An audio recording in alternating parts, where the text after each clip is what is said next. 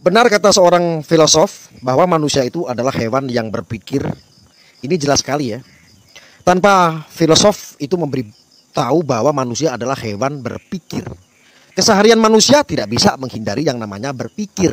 Sehingga jika manusia tidak mau berpikir atau bahkan menjauhkan peran akal dalam dirinya, maka definisi manusia adalah hewan yang berpikir akan berubah menjadi hewan saja. Berpikirnya hilang kan? Meskipun yang namanya manusia itu potensi akalnya selalu ada. Ya, hewan tidak bisa berpikir namun hewan punya insting. Ketika hewan lagi kebelet syahwat ingin melampiaskannya, maka si hewan itu tak perlu ke penghulu untuk dinikahkan. Si hewan tak perlu membuat undangan dan resepsi pernikahan. Dan si hewan tidak perlu memikirkan apa dampaknya jika sembarangan ngembat lawan jenisnya. Si hewan langsung saja mendatangi lawan jenisnya lalu main gasak, gesek dan terjadilah perkembangbiakan. Kasus ini bisa kita perhatikan pada kambing dan atau juga pada kucing serta binatang lainnya. Entah kalau onta ya, belum pernah menyaksikan onta jantan naik dari belakang onta betina kemudian para kadrun bersemangat melihat adegan mesra ini. Belum pernah, tapi saya kira semua hewan yang berkaki empat sepertinya cuma punya satu style begitu. Karena itulah dalam sebuah trik seks manusia ada namanya doggy style.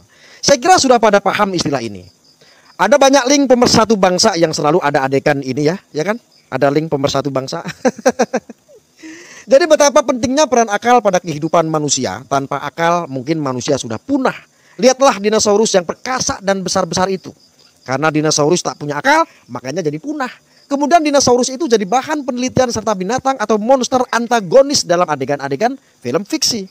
Akan tetapi meskipun manusia sudah diberi akal dan setiap manusia beragam cara memahami kehidupan ini, tetap terjadi kontradiksi. Namun manusia tidak akan menyerah. Manusia cerdas akan terus mencari solusi agar hal-hal yang kontradiksi bisa saling melengkapi atau tidak menimbulkan kerugian yang sangat besar. Atau berusaha agar eksistensi manusia itu tetap ada. Dalam beragama misalnya, agama Islam yang saya anut ada banyak ayat-ayat yang menyinggung betapa pentingnya berpikir ini. Dalam Al-Quran kata akal atau akal diulang sebanyak 46 kali. Ini artinya peran akal dalam kehidupan manusia sangat penting.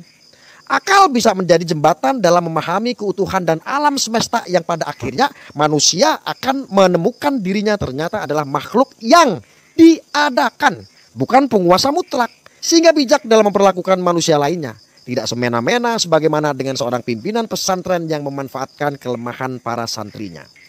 Dari sini seharusnya manusia sudah tidak lagi bisa menyombongkan diri. Akan tetapi inilah uniknya manusia. Bahkan ada yang punya pengikut banyak dan ceramah di mana-mana. Justru bisa kebelet menuduh-nuduh orang lain sebagaimana persepsinya. Bahkan menuduh Pak Jokowi sebagai Fir'aun. Mungkin ini yang dinamakan keciprat insting hewani. Yang selalu ingin menyerang lawannya. Atau arogansi sindrom sehingga kebelet ingin seperti Nabi atau Musa. Di negeri ini ada banyak kejadian yang justru menggunakan agama untuk menonaktifkan peran akal sehat.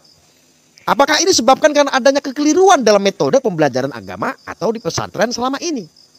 Atau memang potensi untuk menggunakan agama sebagai alat untuk menguasai manusia lainnya begitu besar? Tentu kita miris banget menyaksikan berita tentang kasus pelecehan seksual atau seorang pemilik atau pengurus pesantren yang begitu bejat menggasak anak-anak didiknya yang masih sangat muda belia. Perbuatan seperti ini tentu saja tidak difungsikannya akal sehat. Dan otomatis tidak sejalan dengan pesan-pesan Al-Quran yang menyinggung masalah akal. Dan bahkan agama ini pun juga pernah digunakan untuk membungkam seorang Ahok pada Pilkada DKI 2017. Waktu itu Anies seperti menikmati kemenangannya itu. Dan efek dari orang ini, orang-orang yang merasa sudah taat beragama kalau kita amati, ada semacam kebanggaan atau bahkan kesombongan, kepuasan. Mereka ini sudah merasa yakin benar-benar akan masuk surga. Karena begitu yakinnya mereka sudah paling benar, maka golongan yang lain dicap sebagai orang-orang yang akan masuk neraka. Atau bahkan disebut kafir. Tak heran kalau muncul istilah panitia akhirat yang disematkan pada orang-orang yang sudah merasa paling benar dan yakin akan masuk surga ini. Ada satu lagi kejadian yang sepertinya tidak melibatkan peran akal dalam beragama. Yaitu kejadian orang yang sholat di jalan umum. Kejadian ini tidak satu, ada beberapa orang yang sudah direkam oleh warga netizen saat itu. Dan bahkan ada juga yang sholat di dalam komuter lain yang sedang melaju. Penulis waktu itu pernah, saya pernah membaca di tulisan tersebut. dan seperti memamerkan dirinya orang yang taat beragama lah intinya ya. Ingin memperlihatkan orang lain bahwa dirinya adalah orang yang selalu sholat tepat waktu. Dalam banyak ceramah selalu ditekankan sholat tepat waktu. Namun jarang sekali merinci sholat tepat waktu itu seperti apa dan bagaimana. Dan apa makna sholat mencegah perbuatan keji dan mungkar. Dan bagaimana kaitannya dengan kejadian semisal di Depok yang wali kotanya menggusur sekolah dan akan membangun masjid. Bagaimana bisa menjelaskan semua ini?